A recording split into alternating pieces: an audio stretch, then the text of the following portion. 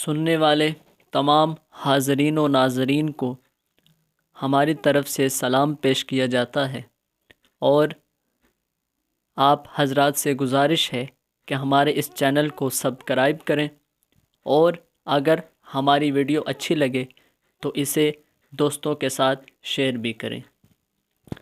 آج کا وظیفہ لے کر آپ کی خدمت میں حاضر ہوئے ہیں۔ بعض بزرگوں نے فرمایا کہ اگر کوئی شخص یہ چاہتا ہو کہ وہ اپنا پڑھا ہوا ایک حرف بھی فراموش نہ کرے تو وہ اپنا سبق پڑھے یا کتاب کا مطالعہ کرے۔ جب بھی وہ اپنا سبق پڑھنا شروع کرے یا کتاب کا مطالعہ کرنا شروع کرے، الغرض جو بھی کام کرے، شروع کرتے وقت ایک بار یہ دعا پڑھ لے۔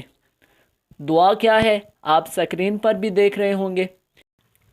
اللہم افتح علینا حکمتک وانشر علینا رحمتک یا ذا الجلال والاکرام۔ دوبارہ سن لیجئے، اللہم افتح علینا حکمتک وانشر علینا رحمتک یا ذا الجلال والاکرام۔